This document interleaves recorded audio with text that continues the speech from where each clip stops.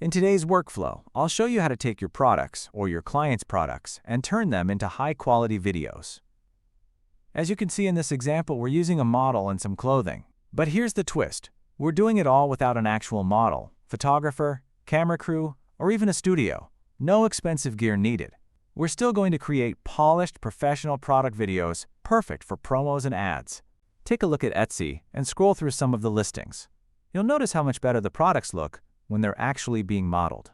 It doesn't even have to be a video, though video definitely adds that extra touch. Now imagine the cost if you had to hire a model to do all that. Not exactly budget-friendly, right? There are already some great tools out there that let you do this, and here's an example I'm showing you now. It's a fantastic product, super easy to use, but it can get a bit pricey if you plan to create a lot of these videos. So why not be the one who owns the tool? Why not build your own SaaS service that can do the same thing? And that's exactly what I'm going to show you today.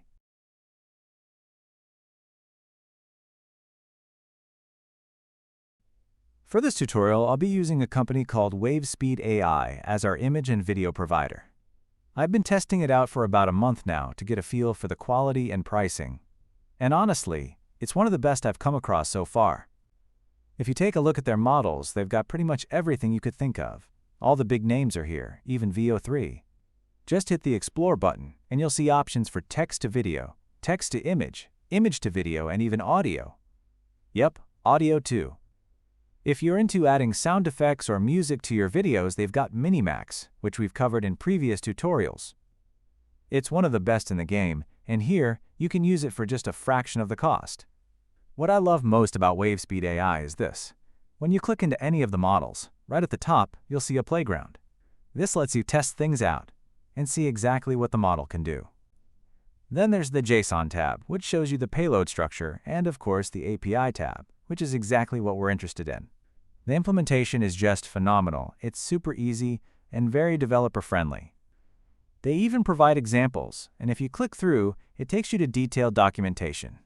So incorporating and using these models in your own projects is about as smooth as it gets.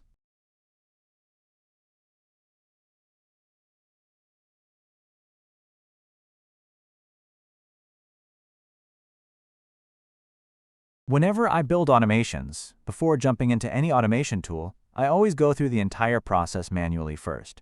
I make notes along the way, tweak things as I go, and once I've got something that works the way I like, it's only then that I automate those exact steps.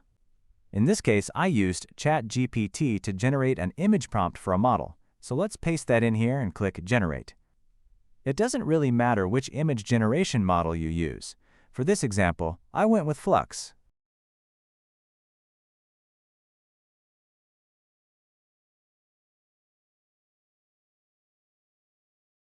Go ahead and generate your prompt, then create a few images until you find one you're happy with.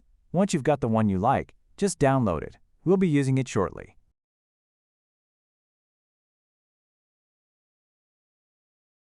Next, we'll need some outfits for our model to showcase. I've already gone ahead and downloaded a few items. Now let's find the model we're going to use, and that's Flux Context. But take note, there are a few different versions available. The one we're after is Flux Context Multi. When you open up the playground, it'll look like this. You'll see 3 images already loaded. In this case, it's a man in a white shirt holding a coconut. For our purposes, we're going to swap him out with the model we created. So go ahead and delete one of those images, upload your model, then add one of the outfits you downloaded.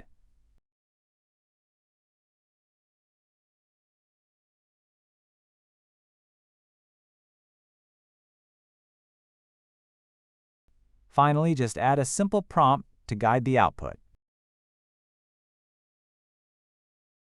Oops! And once again, a friendly reminder that artificial intelligence isn't always perfect.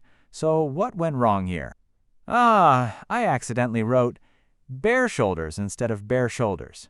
Yeah, that's definitely not going to give us the look we're going for. Let's fix that typo and try again. Now, that's much better. That's exactly the look we were going for. Let's go ahead and download that image. Next, we'll move on to the video creation part. Click on Explore, then scroll down. I like to start with the more affordable models, so I'm going to go with this one.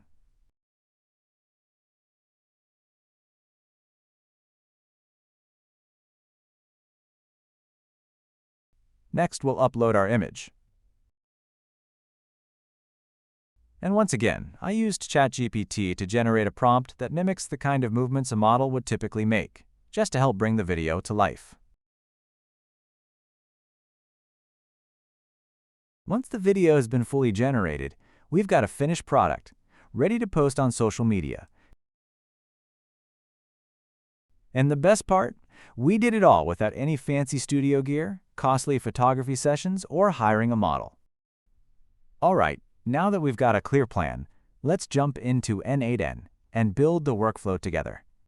What we're going to build is an automated system that takes a client's entire product catalog and gives it a professional makeover. In projects I've done for clients before, they usually have a catalog with product descriptions. We'll load that into a database. Then we'll generate a few models, maybe both male and female. After that, an automation will match each clothing item with a model and generate a new image showing the model wearing the item. Once we're happy with the images, we'll move on to generating the video. Now, to make sure everything runs smoothly and our data is saved properly, we'll need a reliable database. In the description below, you'll find a link to Airtable. It's a fantastic option for this. It works great because it can also store the images. Start by renaming the database. Let's call it something like Fashion Show.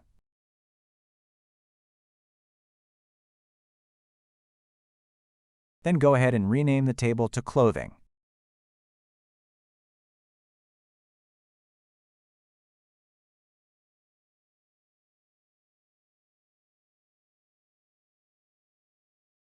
Now, let's rename the Notes column to Description. I'm just spitballing here. This setup will depend on your client's actual catalog, but these are the basics. Go ahead and delete any columns you don't need to keep things clean and focused.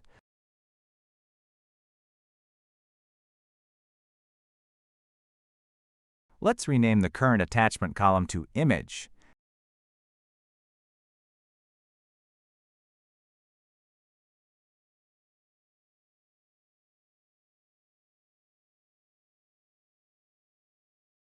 Then add two new columns, one for video and another for raw image. These attachment columns will hold the actual media files used in the video.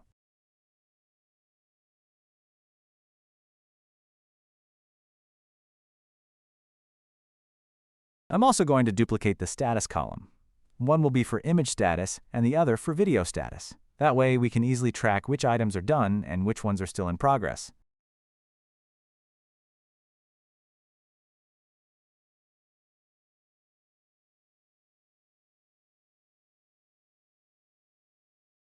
I thought I had already added a column for raw image.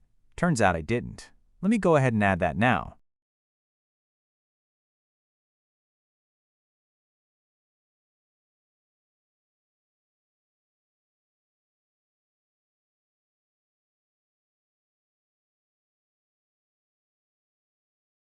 This is where you'd load your client's catalog. For this demo, I'll load just one so you can see how it works. Then I'll pause the video and add a few more behind the scenes.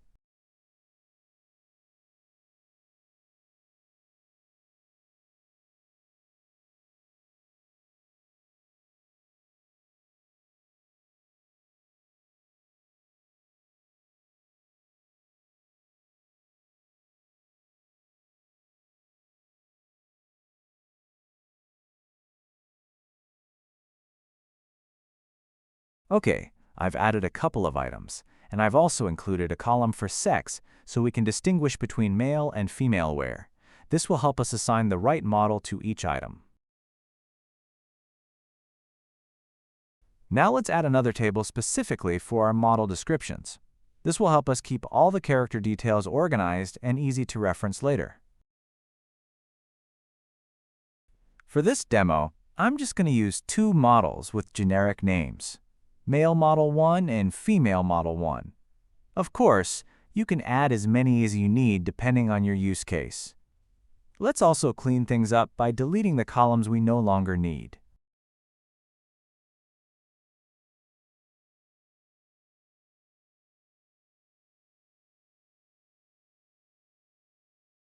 Now I'm going to rename the attachment column to Image, and this is where we'll upload our images.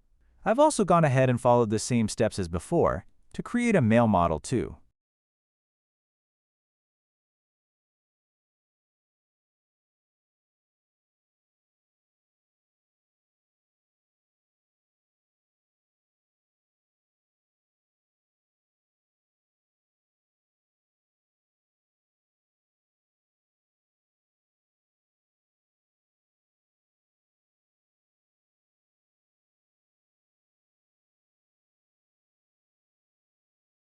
I'm also going to add a single-line text column for sex and label them as male and female. This just makes it easier to reference later on.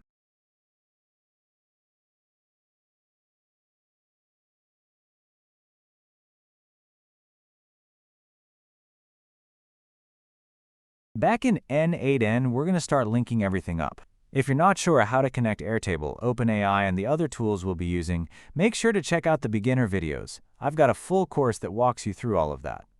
So I won't be covering those basics again here. Start by adding a trigger node, and then right after that, drop in a table node. This will kick off the workflow and pull in the data we need to work with. First, select the correct credential for your database. Then, navigate to your Fashion Show database. Inside that, choose the clothing table.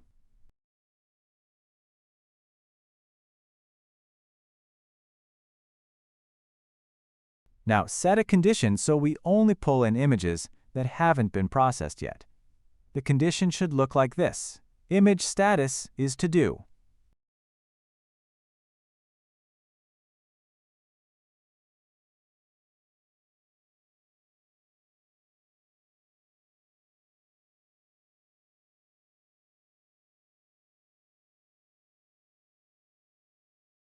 Now click on Execute Step.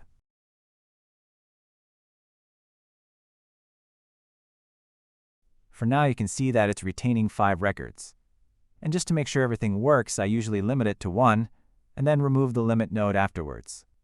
So add a limit node. This will allow us to test the workflow with only a single item. Okay, so now that we've pulled in our clothing items, we need to fetch our models. But we also need to decide which model to assign to each clothing item. That's exactly why we added the sex column. Now, we could use an if node here, but since we might want more flexibility in the future, like choosing from 5 different models based on different attributes, it makes more sense to use a switch node. This gives us a cleaner decision-making tree that can scale as our logic gets more complex.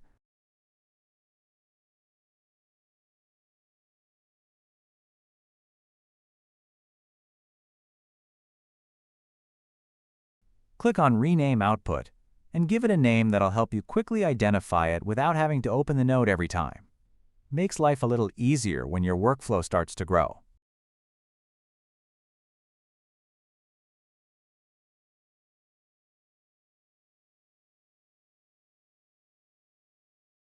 And as always, don't forget to save your work every now and then. You never know when n8n might decide to throw a curveball.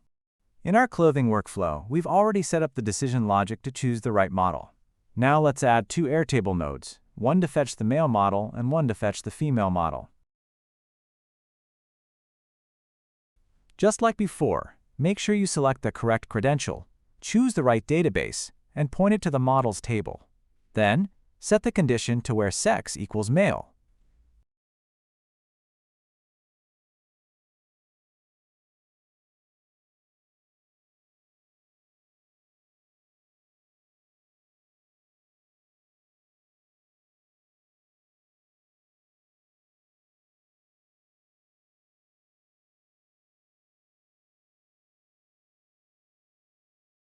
To save time, simply copy and paste this node and then update the condition to sex equals female.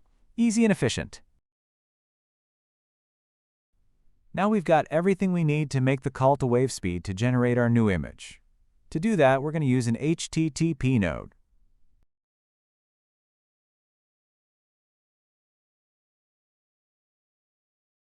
Go ahead and join both Airtable nodes, the one for the male model and the one for the female model, to the HTTP node. This way, whichever model gets selected will feed directly into the image generation step. In WaveSpeed, Let me show you how awesome the documentation is. It really makes the whole process a breeze. Just scroll down, find the model you want to use, and open it up. Now click on the API tab, then copy the entire curl command.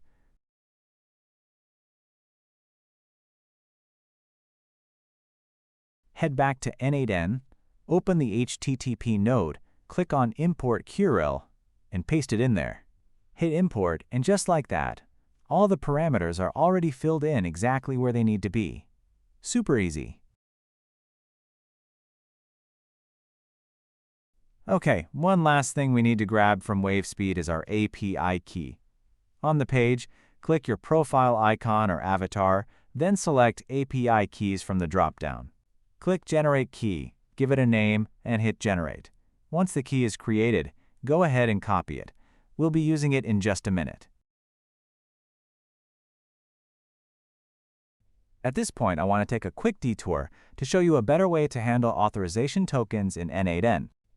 Now, this type of token is called a bearer token, and it's usually passed in the header section of an HTTP node. The problem is, if you're using multiple HTTP nodes, and we will, you'd have to manually add this token to each one. And if the key ever changes, that means updating every single node. Not fun. So here's a cleaner solution. Copy the entire bearer token, including the word bearer. Then, remove the manual header entry from the HTTP node. Instead, under Authentication, select Generic Header Auth, set the header name to Authorization, and create a new credential. Name it something like WaveSpeed API and paste the token into the value field.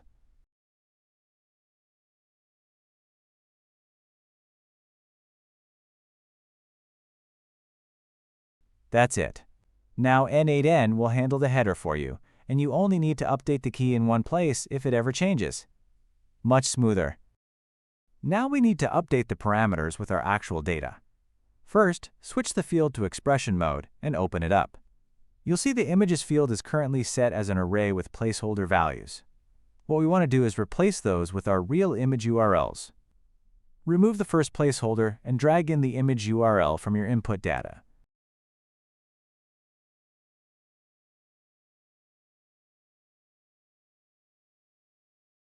Then, for the second spot in the array, drag in the raw image URL. This way, WaveSpeed will use the correct inputs for generating the new image. Next, we need to update the prompt. We definitely don't want to stick with the default one.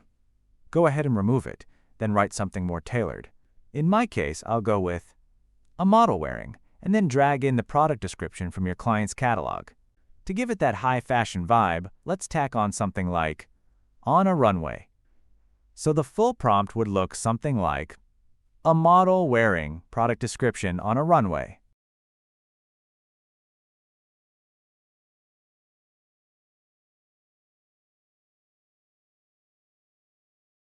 When we execute this workflow, you'll see it returns a response right away. But keep in mind, some of these processes, especially image or video generation, can take quite a while. Since we don't know exactly how long, we need to check on the status. If you look at the documentation again, there's a second API call that lets us check when the image or video we requested is finished. Once it reaches a completed state, then we can fetch the result. So let's go ahead and add another HTTP node for that status check. Now you'll see the beauty of using a managed header for the token, instead of manually adding it each time. All we have to do now is select it from the list, and we're good to go. Easy and consistent.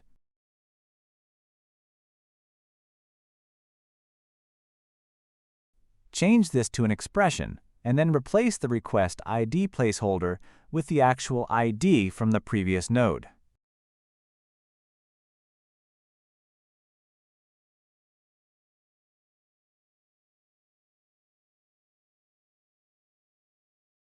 When we run it, that request goes out and checks the current status of the image, basically telling us whether the asset is still processing or if it's ready to fetch. Okay, so we need to account for the time gap between when we request the asset and when it's actually completed. And the way to handle that is by adding a wait. But the big question is, How long do we wait? My go-to method is to create a loop with a wait node inside it. That way, we can keep checking the status at intervals without guessing the exact time. Let me show you how to set that up. So, go ahead and add a wait node and set it to 5 seconds for now. You can tweak that later based on your needs. Next, add an if node. The idea is simple. We wait for 5 seconds, then check the status. If the status isn't completed yet, we loop back and repeat the cycle. We'll keep doing that until the status comes back as completed. Just like that, you've got a smart, self-checking loop in place.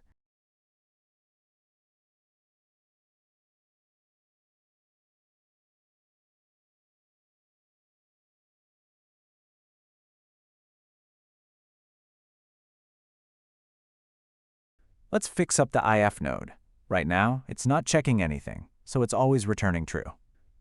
Drag in the status field, which currently says processing, and set the condition to check if the status equals completed. That way, the loop will only break once the asset is actually ready. There you go. Now it'll keep looping until the status is completed. Once that condition is met, we're ready to fetch the final asset. If you take a look at the response, you'll see there's an output URL. That's the one we need. So go ahead and add another HTTP node and drag in the output URL to make the request.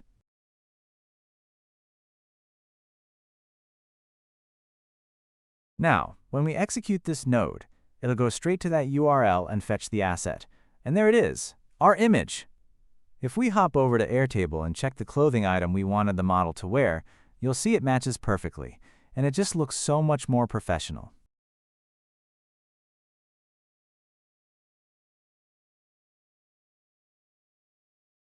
Next, we need to add the image to Airtable. Once that's done, we'll also update the image status to completed. To do this, let's add another Airtable node.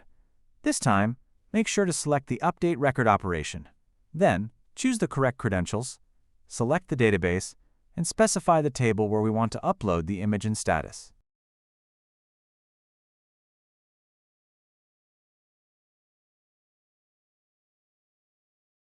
Now, to update the correct record, we need its ID.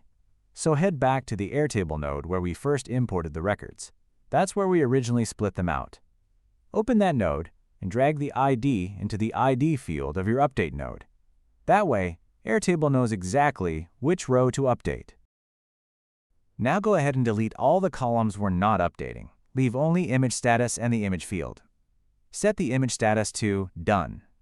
As for the image itself, Airtable has a little quirk. It needs the data in a specific format. So as in the example structure here, just replace the X's with the actual image URL. That'll make sure the upload works correctly.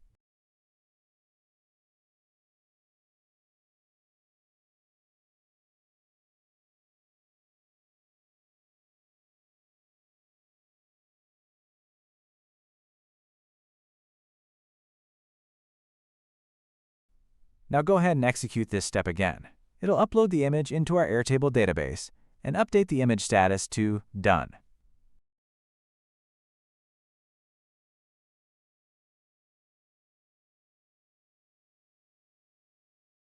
So next time we run this workflow, that image will be skipped because its status is no longer set to Do. This means we can hook this whole setup into a loop and let it run automatically, processing new items as they come in. Now that I know the whole process works, I can go ahead and remove the limit node, or rather, disable it for now since I might want to use it again later. Disabling it means it'll be ignored when the workflow runs. Then, I'll rerun the entire workflow, and you'll see the Airtable database updating, one item at a time.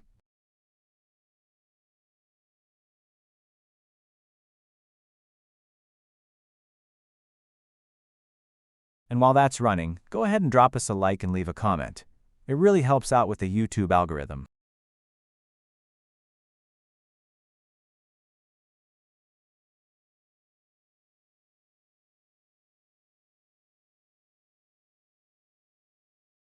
Okay, as you can see, something seems a bit off with our prompt. So let's take a moment to go back and check it out.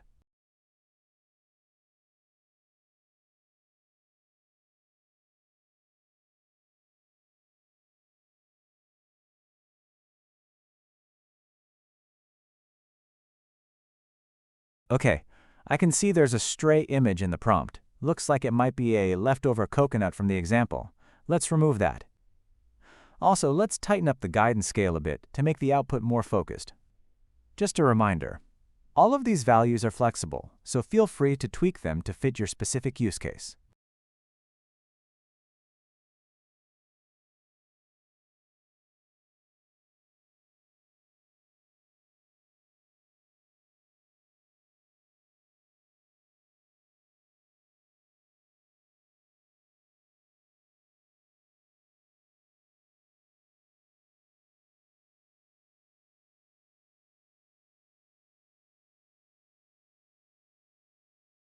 Looking at these results, most of them turned out fantastic and will work great, but there are two I'm not completely happy with, so I'm going to switch their status back to do and rerun the workflow.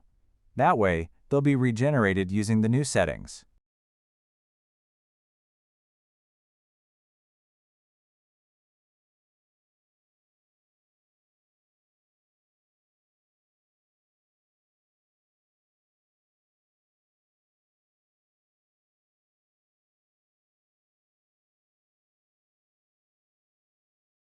Okay, that's much better. This looks way more like the results we were aiming for with the updated settings.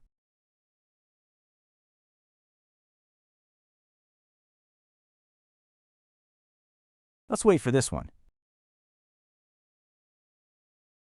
Yep, that looks a lot better. This just goes to show, your prompting is key. You'll need to tweak both the prompt and the settings to dial in the exact results you're aiming for. It's a bit of trial and error, but totally worth it. Alright, the next step is video generation.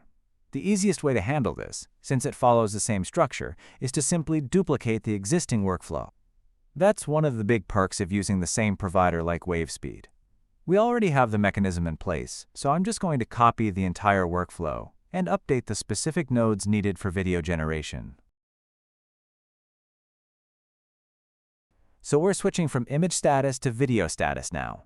When we run the updated workflow, you'll see it should return 5 records, just like we expect.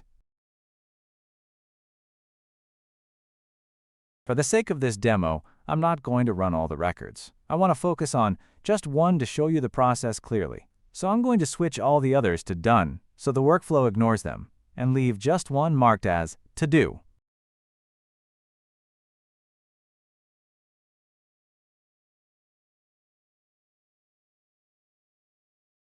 Alright, there we go. We're now only getting one record returned. Since we're focusing on just that one, we no longer need the nodes that were used to get records from the models table. So go ahead and remove those, along with the switch node and the limit node. They're no longer needed for this setup.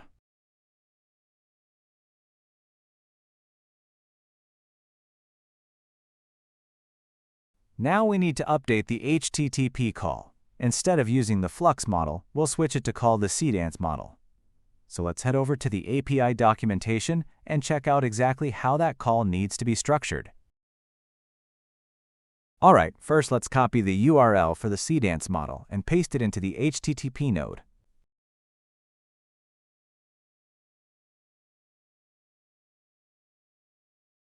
Then grab the request body from the documentation and paste that in as well. This will give us the correct structure to start customizing for our video generation.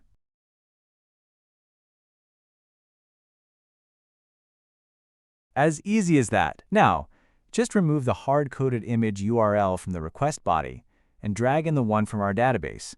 This ensures the video is generated using the actual image tied to the clothing item.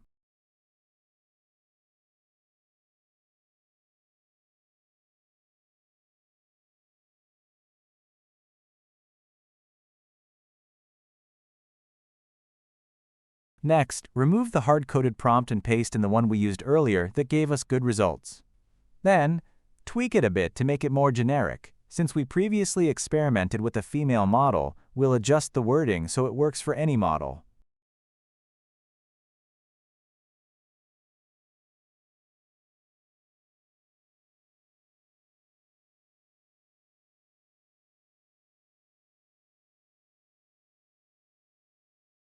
Alright, so what I just realized is that in this case, with just one video, we don't actually need to capture anything from that last HTTP node.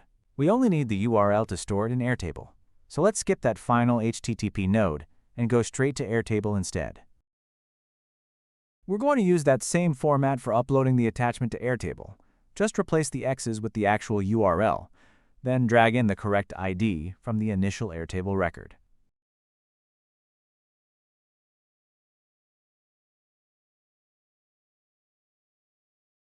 All right, let's hit execute and see what happens.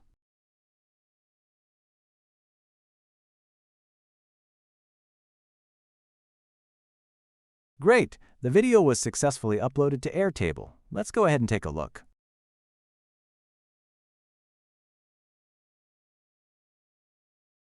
Yeah, not bad at all.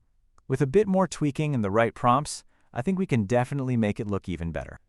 Now that we know our workflow works perfectly, we can scale it up to one of the Pro models. Keep in mind, we use the smallest and most affordable model to build this workflow. Cdance is a fantastic video model, and the Pro version especially, so depending on your use case, go ahead and make those upgrades as needed. These are the basic building blocks. So if you take this as your starting point and build on it, you can create a really successful SaaS application for enhancing images. You don't even need video, honestly. Just working with product images alone can offer a lot of value. If you're not up for building this yourself and just want the template, head over to our school community. We've got both a free and a premium option. Just go to the classroom section on the page. You'll find all the courses and templates there. Thanks for watching, and don't forget to give us a like and hit that subscribe button.